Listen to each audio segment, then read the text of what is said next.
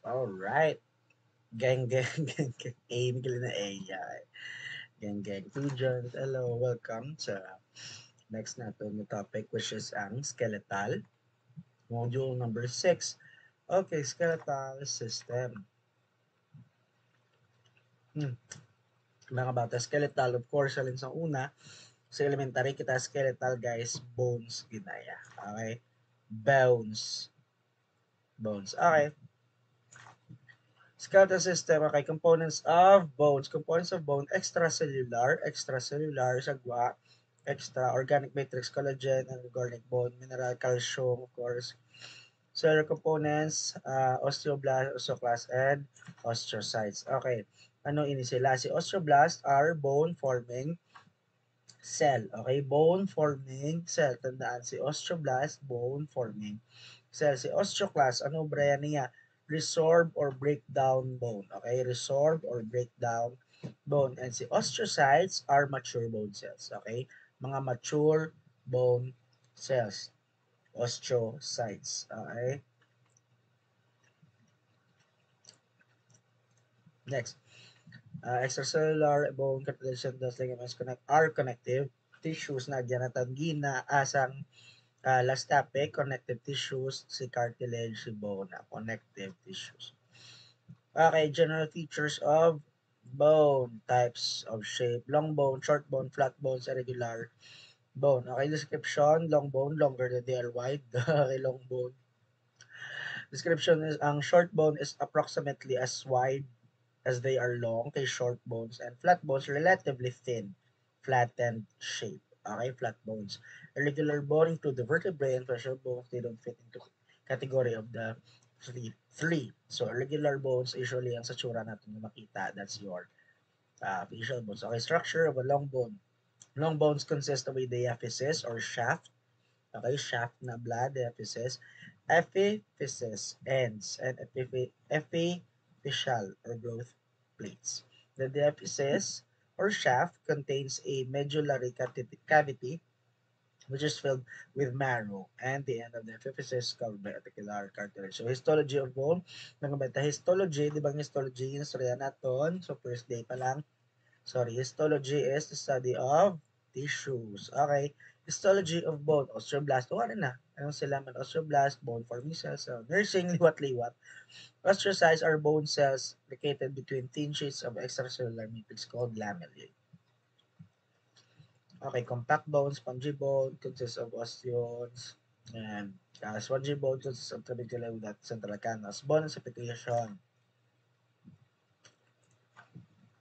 Ossification. Mga ossification formation of bone by osteoblast. Okay, kay osteoblast, anong ganing osteoblast? Ginamba ko na gina, bone forming cells. So, bone ossification, tawag na kung mag-form sang bone. Pagi kay osteoblast. Okay, anong ossification is the process of bone formation by osteoblast. Ossification is distinct from the process of calcification, whereas calcification takes place during the ossification of bones. Okay? Calcification. Anong calcification? By the word itself, calcium. Di ba ang calcium sa bones na? It is a process in which calcium builds up in body tissue. Okay? Causing the tissue to harden. This can be a normal or abnormal process. Basta calcification, guys, nagatiga, calcium builds. So, kung ang calcium, di ba, bone, yung bone, di ba, tiga? O, so, ang calcium, nag-build up in body tissue, nagatiga siya. Bone growth, bone elongation occurs at the epiphyseal plate as condensized, proliferate, enlarged, die, and replaced by bone. Bone remodeling, remodel, the word itself consists of removal of existing bone by osteoclast and the position of new bone by osteoblast. Type of bone fracture. Guys, ang bone fractures magwa sa exam. Okay, sa exam. So, tandaan ni tanan, mga gaguluwa ni, okay? Types of shape, pare din, compound, simple, complete, incomplete, glimpse, community, impacting, linear, transverse, of spiral. So, basahan nyo lang guys, may magwagin natin.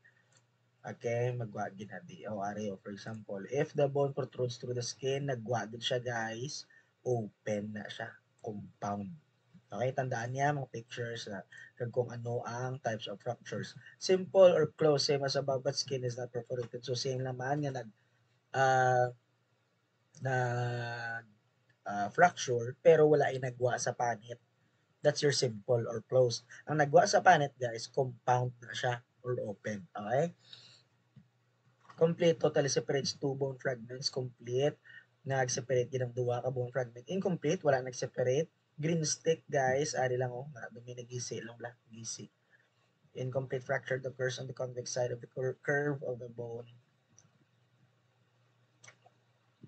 Comminuted, broken into small pieces. Okay, fracture is one in which the bone breaks into more than two fragments. So, doon napudpud-ish, doon nagkalabuka, comminuted, impacted, may impact lang. Okay, which one fragment of part bones driven into spongy bone of another fragment. Linear, of course,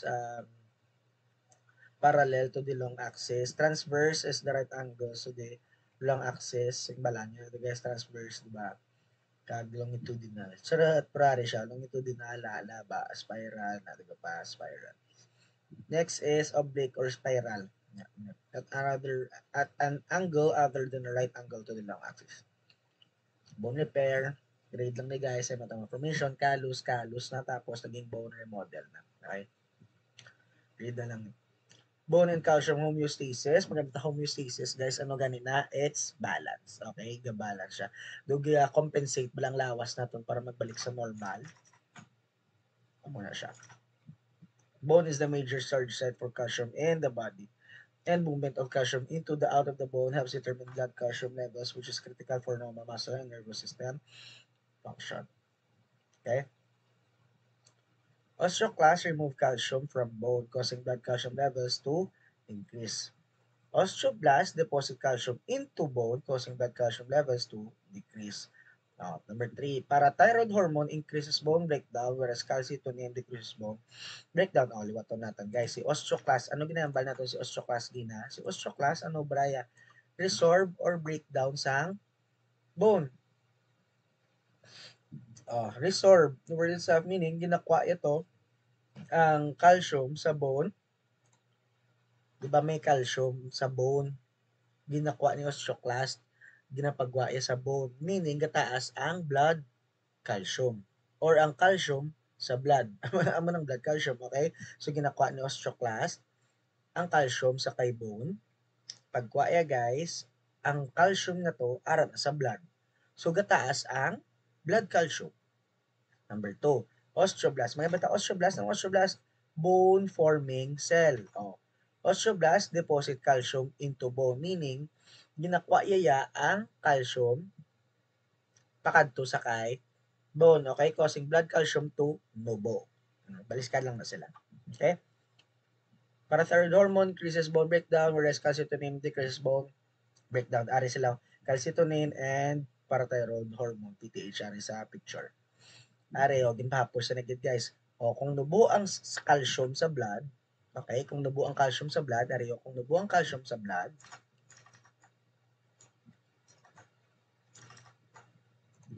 ang matabo da, mataas ang osteoclast activity. Anong osteoclast activity? Resorb or breakdown sang bone.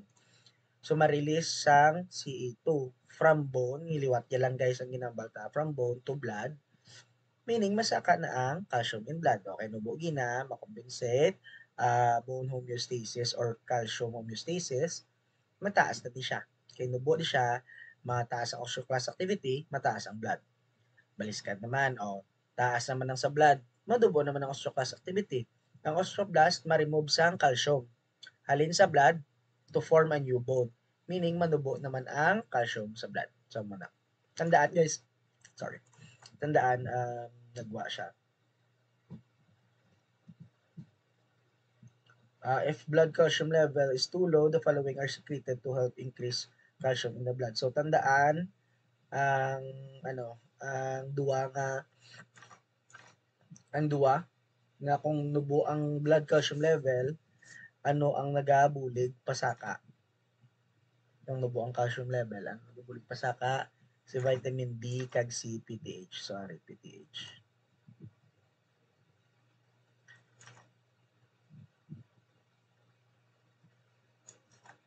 Okay, calcitonin, calcium homeostasis maintained by three hormones. Ari, ano, nagwa siya. Nga. Calcium homeostasis maintained by three hormones. Okay? Para thyroid, vitamin D, kag calcitonin. Okay? So, tandaan. Tandaan. PTH, PTH, PTH. So, yung mga ano. PTH kag vitamin D gyapon guys. Ara na. PTH is a social class of breakdown bone which releases stored calcium in the blood. O ari naman soryana ta releases stored calcium in the blood. O di ba si PTH naman ano to? Stimulate sa osteoclast to break down bone. Number two, stimulates the kidney to take up calcium from the urine to return it to the blood. Stimulates the formation of active vitamin D, which in turn promotes increased potassium absorption from the small intestine. General considerations of bone anatomy. Pila ka bilog ang bones sa lawas naton sa normal nga tao. It's 206. Okay, 206. Shown on table are listed terms and their description. Okay. Guys, i-read nyo ni. Okay. Read lang. Axial and appendicular skeleton. Mga makata axial, hindi siya appendicular. Mga appendicular, hindi siya axial. Pati ang axial guys, tandaan nato, basta mag-axial, magamulig lang. Axial, no? X, di ba? Itsura ko dapat. Tama na ako, di ba? X. X-Men, joke lang. Mag-X na siya guys, di ba? Mag-X sa meaning nagamit sila sa tunga o araw-ari kagari. Gamit sa tunga. Magamakita axial, ang sa tunga. Amo lang na. Okay, anong axial? Definition, axial skeleton may forms the central axis. Magabakita central, ano na? Central, central market? Hindi. Central meaning sa tunga. Central